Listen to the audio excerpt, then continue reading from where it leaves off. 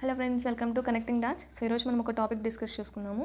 So ఈ topic ఏంటి అంటే ఓషన్ రిలేటెడ్ కన్జర్వేషన్ మీద ఉన్న మనకున్న కొన్ని ఇంపార్టెంట్ అప్డేట్స్ గురించి డిస్కస్ చేద్దాం. ఏంటి అంటే ఈ మధ్యకాలంలో ఈ యుఎన్ఓసి ఈ మీటింగ్ అనేది జరిగిందనమాట ఫ్రాన్స్లో.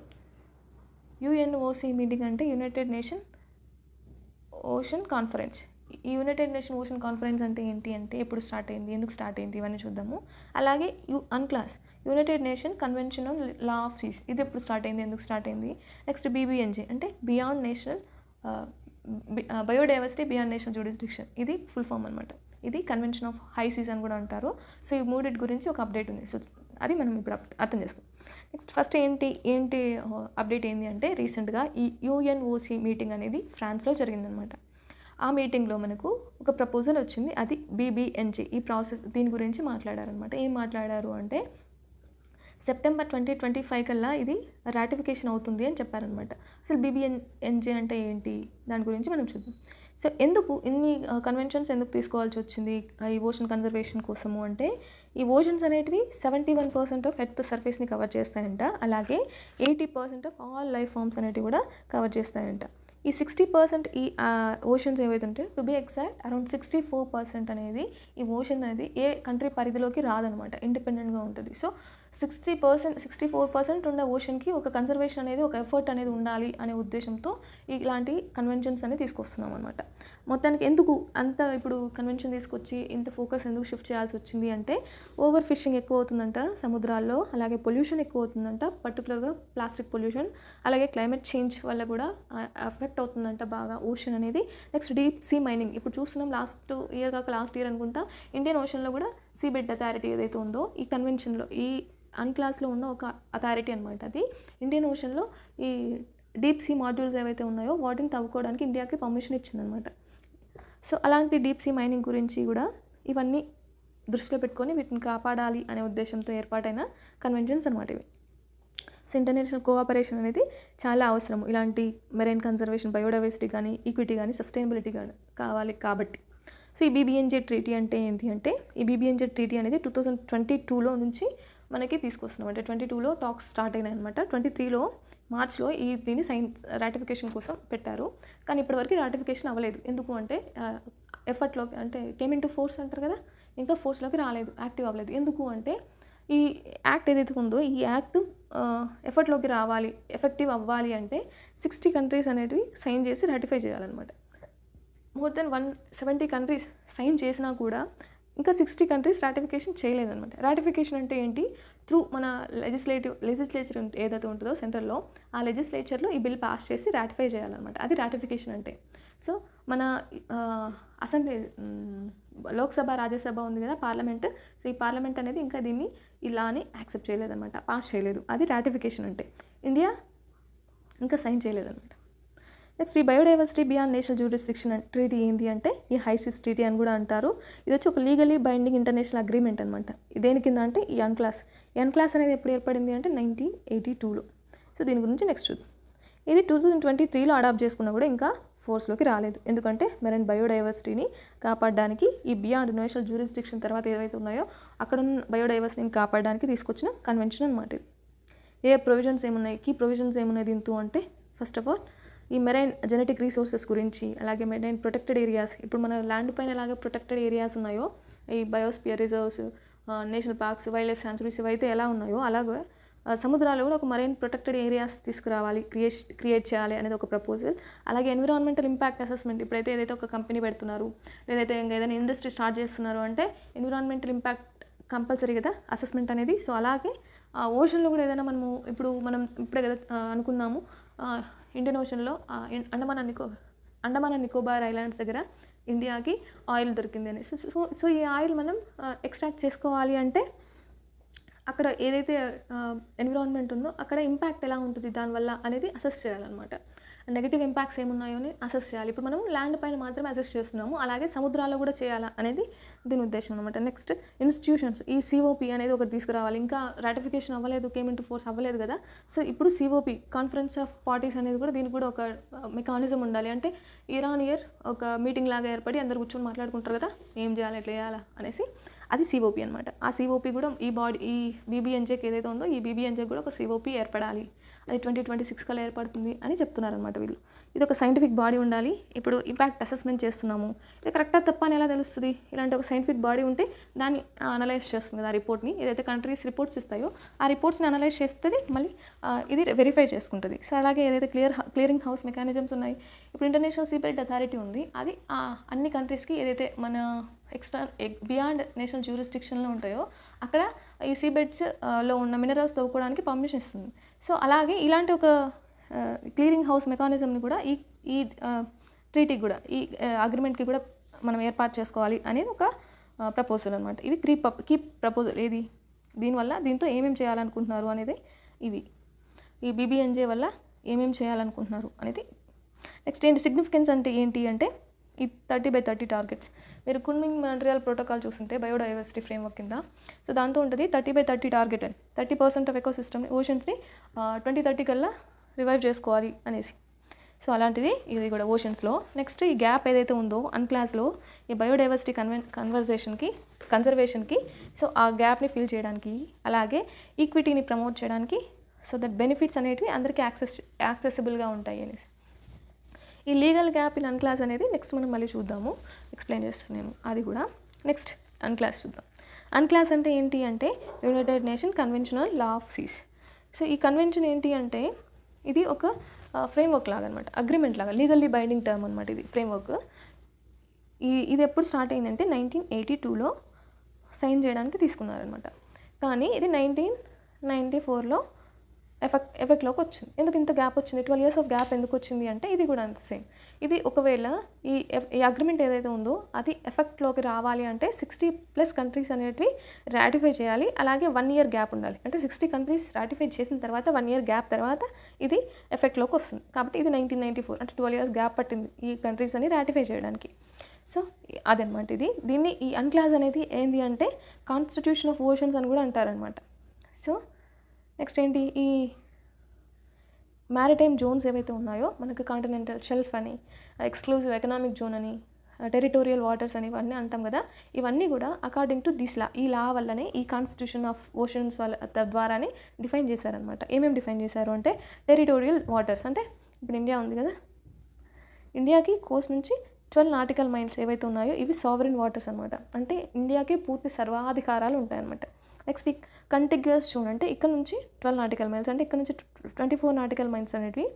ఈ లాస్ ఏవైతే ఉన్నాయో మన కంట్రీలో మనకి సంబంధించిన ఓషన్కి సంబంధించిన కొన్ని లాస్ ప్రిపేర్ చేసుకుంటాం కదా, సో ఆ లాస్ ఏవైతే ఉన్నాయో ఇక్కడ వరకు జ్యూరిస్డిక్షన్ ఉంటుంది అనమాట.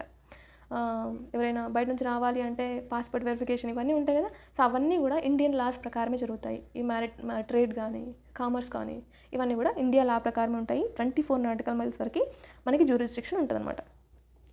ఈ ఎక్స్క్లూజివ్ ఎకనామిక్ జోన్ అంటే ఏంటి, ఇండియా ఉంది కదా, ఇండియాలో ఇది 200 నాటికల్ మైల్స్ వరకు మనకి ఎక్స్క్లూజివ్ ఎకనామిక్ జోన్స్ అనమాట. అంటే ఇండియాకి లాస్ ఏమి పని చేయకపోయినా, అంటే 24 నాటికల్ మైల్స్ వరకే కదా లా ఉంది, కానీ ఇక్కడ ఫిషింగ్కి కానీ మనం సముద్రాన్ని వాడుకోవడానికి మనకు హక్కులు ఉంటాయి అనమాట, ఎక్స్క్లూజివ్గా మనకే ఉంటుంది. నెక్స్ట్ కాంటినెంటల్ షెల్ఫ్ అంటే ఏంటి, మనం ఇక్కడ వాటర్ ఉంటుంది సముద్రంలో, దీన్ని కాంటినెంటల్ షెల్ఫ్ అంటారనమాట. ఇది 200 నాటికల్ మైల్స్ వరకు ఈ షెల్ఫ్ అంతా మన కంట్రోల్లో ఉంటుంది అనమాట. దీంతో ఏమైనా ఆయిల్ రిజర్వ్స్ ఉన్నా కూడా, లేదైతే ఇంకా ఏదైనా మెరైన్కి సంబంధించిన ప్రోడక్ట్స్ ఉన్నా కూడా అవి మనమే యూజ్ చేసుకోవచ్చు. అలాగే ఈ 200 నాటికల్ మైల్స్ ఉంది కదా, దీని తర్వాత ఇక్కడ ఉండే సముద్రాన్ని హై సీస్ అంటారనమాట. ఇది హై సీస్. సో అర్థమైందా? నెక్స్ట్ ఇదంతా ఇవి డిఫైన్ చేసింది అనమాట. ఈ అన్క్లాస్ ఏవైతే ఉందో ఈ టర్మినాలజీ అంతా అన్క్లాస్ డిఫైన్ చేసింది అనమాట ఈ లాలో. ఇది ఒక కాన్స్టిట్యూషన్ అనుకున్నాం కదా, మన కాన్స్టిట్యూషన్ ఇది డిఫైన్ చేసింది. సో నెక్స్ట్ ఇండియా కూడా దీన్ని రాటిఫై చేసింది. ఎందుకు అంటే మన కాంటినెంటల్ షెల్ఫ్ ఇదంతా మనం మన కంట్రోల్లో ఉంచుకోవడానికి మనం ఒప్పుకున్నాం అనమాట. ఈ లాస్ని మనం సైన్ చేసి రాటిఫై చేసాం అనమాట. అన్క్లాస్ రాటిఫై చేసింది ఇండియా, కానీ బీబీఎన్జేని ఇంకా రాటిఫై చేయలేదు. ఇన్స్టిట్యూషన్స్ ఏమేమి ఉన్నాయి దీని కింద అంటే ITLOS అంటే ఏంటి, international tribunal for law of seas అనమాట. ఇది ఒక ఇన్స్టిట్యూషన్ అన్క్లాస్ కింద. దీంతో ఏం చేస్తారు అంటే ఈ డిస్ప్యూట్స్ ఏవైతే ఉన్నాయో, వాటర్ డిస్ప్యూట్స్, ల్యాండ్ బౌండరీస్ కాదు, వాటర్లో ఏవైతే ఉంటాయో, ఇప్పుడు ఇండియాకి బంగ్లాదేశ్కి ఒక డిస్ప్యూట్ ఉందన్నమాట. ఇక్కడ ఉంటుంది కదా బంగ్లాదేశ్. సో ఇక్కడ వెస్ట్ బెంగాల్లో ఇక్కడ ఒక డిస్ప్యూట్ ఉందన్నమాట. ఐలాండ్ లాగా చిన్న ఐలాండ్స్ ఉంటాయి ఇక్కడ. ఈ ఐలాండ్స్ ఏరియాలో డిస్ప్యూట్ వచ్చిందన్నమాట.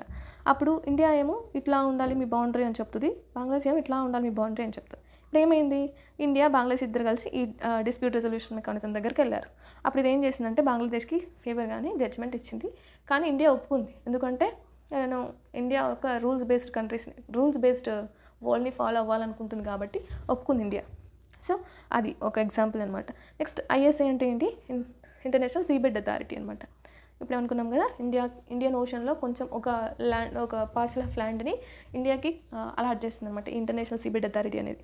సో దట్ మనం అక్కడ ఉన్న నాడ్యూల్స్ ఏవైతే ఉన్నాయో అవన్నీ మనము ఎక్స్ట్రాక్ట్ చేసుకోవచ్చు.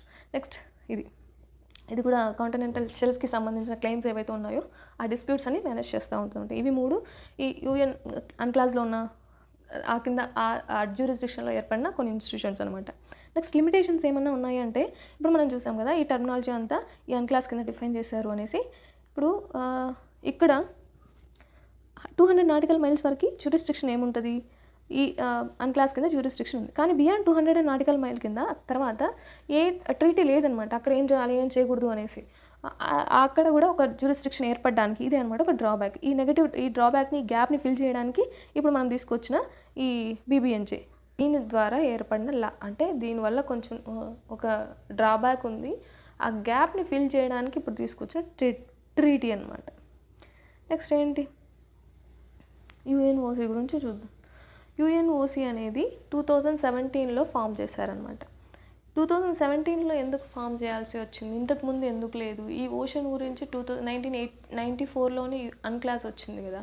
సో ఇంత గ్యాప్లో 2017లో ఎందుకు ఓపెన్ చేయాలి, ఎందుకు దీన్ని తీసుకురావాల్సి వచ్చింది అంటే, ఇంతకుముందు అంటే ఈ కాన్ఫరెన్స్ అనేది ఏర్పడక ముందు ఏం చేసేవాళ్ళంటే డిఫరెంట్ ఆర్గనైజేషన్స్ అనేటివి FAO food and agriculture organisation ఉంది కదా అది, అలాగే యునెస్కో, అలాగే ఇంకా మనకు UN, ఇలాంటివన్నీ ఏం చేసేవంటే ఓషన్స్లో ఈ పార్ట్లు, ఓషన్స్ కూడా దీంతో ఒక పార్ట్ ఉండేది. ఓషన్లో ఇది ఓషన్స్ గురించి మాట్లాడేది, అలాగే ఇది ఓషన్ గురించి మాట్లాడేది. అట్లా ఓషన్స్ అనేటివి డిఫరెంట్గా ఉండేవి అనమాట. ఒక కాన్ఫరెన్స్ పర్టికులర్గా ఓషన్ గురించి లేదు. మనం రియో సమ్మిట్, ఎర్త్ సమ్మిట్ అవన్నీ చూసాం కదా. రియో ఎర్త్ సమ్మిట్లో అయినా దాని తర్వాత వచ్చిన ప్రోటోకాల్స్లో కూడా ఓషన్స్ గురించి మాట్లాడేవారు, కానీ డీప్గా కాదు. బయోడైవర్సిటీ గురించి ఎక్కువ మాట్లాడి అలాగే ఓషన్స్ గురించి కొంచెం తక్కువ ఉండేది. సో డెడికేటెడ్ ప్లాట్ఫామ్ లేదనమాట. అందుకోసం అలాగే 2015లో ఏం జరిగింది మనం గుర్తుంటే SDG గోల్స్ అనేటివి అడాప్ట్ చేసుకున్నారు, సస్టైనబుల్ డెవలప్మెంట్ గోల్స్ అడాప్ట్ చేసుకున్నారు. సో అప్పుడు 14 ఉంది కదా, SDG 14 ఏంటి, లైఫ్ బిలో వాటర్. సో ఈ లైఫ్ బిలో వాటర్కి పర్టికులర్గా మనం ఒక గోల్ని పెట్టుకున్నాము. సో కానీ ఒక పర్టికులర్ డెడికేటెడ్ కాన్ఫరెన్స్ ప్లాట్ఫామ్ అనేది లేదు అనేసి ఆ ప్రాసెస్లో తీసుకొచ్చిన ఒక రిఫార్మ్ అనమాట ఇది. 2017లో మనకి కాన్ఫరెన్స్ని స్టార్ట్ చేశారు. ఇప్పటివరకు 2 times మీట్ అయ్యారు. ఇది 3rd time అనమాట. 2025లో 3rd time మీట్ అయ్యారు ఫ్రాన్స్లో. ఫస్ట్ న్యూయార్క్లో, తర్వాత లిస్బన్లో మీట్ అయ్యారు. ఇప్పుడు 3rd time న్యూయార్క్లో మీట్ అయ్యారనమాట. ఎందుకు, పర్టికులర్గా డెడికేటెడ్గా లైఫ్ బిలో వాటర్ అనే ఈ కాన్సెప్ట్ గురించి మనం తీసుకోవచ్చు. ఎందుకు, ఆబ్జెక్టివ్స్ ఏమున్నాయి అంటే ఈ యాక్షన్ ప్లాన్ ఏదైతే ఉందో దీనికి సంబంధించి, ఈ గోల్కి సంబంధించిన యాక్షన్ ప్లాన్ మాట్లాడడానికి, అలాగే ఓషన్స్ గురించి పర్టికులర్గా ఓషన్ రిలేటెడ్ టాపిక్స్ అన్ని మాట్లాడుకోవడానికి ఒక కాన్ఫరెన్స్ అనమాట ఇది. Next voluntary commitments. ఇది ఇంతకుముందు BBNJను అన్క్లాస్ చూస్తాం కదా, అది లీగల్లీ బైండింగ్ ఫ్రేమ్వర్క్. కానీ ఇది లీగల్లీ బైండింగ్ ఫ్రేమ్వర్క్ కాదు, ఇవన్నీ వాలంటరీ యాక్షన్స్. ఇప్పుడు మన వాళ్ళు G7కి వెళ్తున్నారు, అక్కడ కొన్ని ఇష్యూస్ అన్నీ మాట్లాడుకుంటున్నారు. అదేమన్నా లీగల్లీ బైండింగ్ కాన్ఫరెన్సా కాదు కదా. ఇవైతే ఇష్యూస్ ఏవైతే ఉన్నాయో అవన్నీ మాట్లాడుకొని ఒక లాస్ట్లో అందరూ కలిసి ఒక స్టేట్మెంట్ పాస్ చేస్తారు. అట్లా అనమాట. అందరూ కలిసి ఏదైతే కమిట్మెంట్స్ ఉన్నాయో మేము ఇది చేయాలనుకుంటున్నాము మా ఓషన్లో. ఇప్పుడు జర్మనీ ఏం చెప్పింది, బాల్టిక్లో అలాగే నార్త్ సీలో ఉన్న కొన్ని స్క్రాప్ ఏదైతే ఉందో World War Iకి World War IIకి సంబంధించిన స్క్రాప్ ఏదైతే ఉందో ఆ బాల్టిక్ సీలో ఉన్న స్క్రాప్ అంతా తీసేస్తాము, మేము రిమూవ్ చేస్తాము అనేసి అలాంటి కమిట్మెంట్స్ ఇస్తారనమాట. అన్ని నేషన్స్ వెళ్ళేసి కొన్ని మాట్లాడుకొని, కొన్ని ప్రామిసెస్ చేసుకొని, కమిట్మెంట్స్ ఇచ్చేసుకొని వస్తాయి. లీగల్లీ బైండింగ్ ఫ్రేమ్వర్క్ అయితే కాదనమాట. నెక్స్ట్ ఏం చేసి సైన్స్ బేస్డ్ ఇంక్లూజివ్ సొల్యూషన్స్ కనిపెట్టడానికి ట్రై చేస్తారన్నమాట. ఇప్పుడు ఏదైతే క్లైమేట్ చేంజ్ ఉంది, ఇష్యూస్ ఉన్నాయి, డిస్ప్యూట్స్ ఉన్నాయి కదా, అలాంటివన్నిటికన్నిటికీ ఈ సొల్యూషన్స్ కనిపెట్టడానికి ట్రై చేస్తారు అనమాట. అలాగే ఈ బీబీఎన్జే లాంటి ట్రీటీస్ గురించి, ఇప్పుడు ట్రీటీ అనేది 2022లో సైన్కి వచ్చింది, ఇంకా కంప్లీట్ అవ్వలేదు. సో ఆ ట్రీటీ గురించి మాట్లాడుకుంటారు. లేదంటే అన్క్లాస్ ఉంది కదా, ఆ ట్రీటీలో ఇంకా ఏమైనా చేంజెస్ చేయాలా, అమెండ్మెంట్స్ చేయాలా, అలాంటివన్నీ మాట్లాడుకుంటారు అనమాట. నెక్స్ట్ ఈ కంపారిజన్ అనమాట, చిన్న కంపారిజన్. సో ఇప్పుడు మీకు ఇంకా అర్థం అవ్వలేదు అంటే ఎలా అనుకోవాలి అంటే, ఇప్పుడు యుఎన్ఓసి అనేది రీసెంట్గా వచ్చినా కూడా దాని ఒక కాన్స్టిట్యూయెంట్ అసెంబ్లీ లాగా అనుకుంటే అన్క్లాస్ని కాన్స్టిట్యూషన్ అనుకోవచ్చు. ఈ అన్క్లాస్ని కాన్స్టిట్యూషన్ అనుకుంటే ఈ బీబీఎన్జే ఏదైతే ఉందో దాన్ని ఒక అమెండ్మెంట్ లాగా అనుకోవచ్చు, లేదంటే ఒక ఎక్స్ట్రా లా. ఇప్పుడు మనం ఒక లా పాస్ చేసినాం కదా, నారీ శక్తి బిల్, అట్లా ఇది కూడా ఒక బిల్ లాగా అనుకోవచ్చు. ఈ బిల్ అనమాట, ఇది ఒక కాన్స్టిట్యూషన్ అసెంబ్లీ, ఇది కాన్స్టిట్యూషన్, ఇది ఒక బిల్. సో అది ఒక రిలేషన్ అనమాట. సో ఇది ఓవరాల్గా ఓషన్కి సంబంధించిన కన్జర్వేషన్కి సంబంధించిన లాస్ ఏవైతే ఉన్నాయో, ఈ కాన్ఫరెన్సెస్ ఏవైతే ఉన్నాయో ఇవి ఇంపార్టెంట్ అనమాట, బోత్ మెయిన్స్కి అండ్ ప్రిలిమ్స్కి కూడా. సో ఇవి మెయిన్స్కి ప్రిలిమ్స్కి సంబంధించిన ఇంపార్టెంట్ అనమాట ఇవి.